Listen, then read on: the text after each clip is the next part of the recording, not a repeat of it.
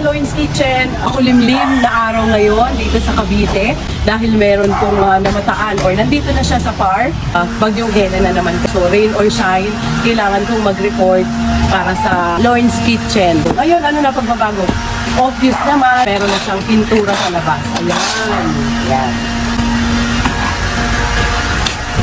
At ngayong araw na to, ipapakita ko sa inyo, tingnan natin yung loob kung ano ang improvement ngayong araw.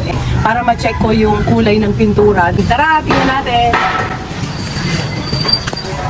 So nakauwi na si Randy. So ang puting-puti, gaya ng sinabi namin, gusto namin puti siya para mas maliwanag, tignan kita-kita lahat. Mas nagpapalaki siya, mas maliwanag siya, especially sa gabi. Okay na to, no? Final coating na yan, Brother Mark? Hindi pa po. Ay, hindi pa. Ang ganda. Malaki siya. And sinabi ko na pala to, Brother Mark, dahil nga puti-puti. Sabi ni Nicole, okay lang yan. And ito, malapit na itong ikabit. Yung mga pintuan na to. Tara, tingnan natin sa taas. 25% na lang daw. Ayan, okay na to. Okay na din naalala. Ako na rin ako. So, yan. Makulimlim guys sa labas kasi may bagyo. Sana hindi naman magdala ng grabing ulan. So wala na naman pasok ang mga estudyante. Tipid na naman tayo sa baon. Halika dito sa kabila. Yan. And, eto. Bigyan natin ng itim para medyo mag-dark. Ano yun po? Yan. Kasi yellow daw eh. Alin daw po ito? Oo.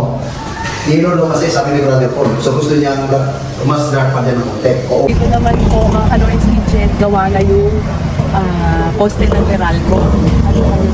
Naka-pader naman namin dito. Ito yung natirang lupa, 80 square meters pa siya. So, bahala na kung ano yung gagawin ko sa mga susunod. Pag may budget na ulit, papagawa ko to.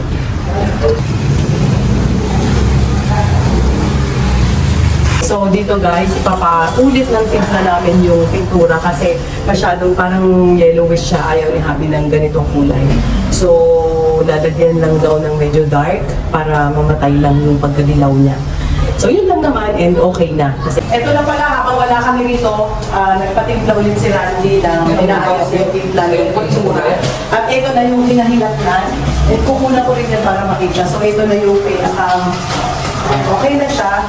Kaysa sa dati, yan, mas gusto na natin to. So, ilang percent na lang tayo? Gusto mo, napilin mo na sa ano eh. 20 pa po. 20 pa, so 5% na lang wala. Pero okay na din. Ma'am, may isa po akong concern. Ano yun? Ito lang naman po. Makakuli na Hindi na. Yung nasa unahan lang, ayos na yan. Mag-deliver pa kayo. Okay na, kung ano yung priority na lang natin yung labas, ito ayos na. Hindi na siya meron tao din. So mga Loins Kitchen, yan ang aking report sa araw na ito, yung update ng aming pinapagawang passive income na apartment business. So mag-ingat tayo guys kasi maulan talaga ngayon sa buong Kalakhang Luzon.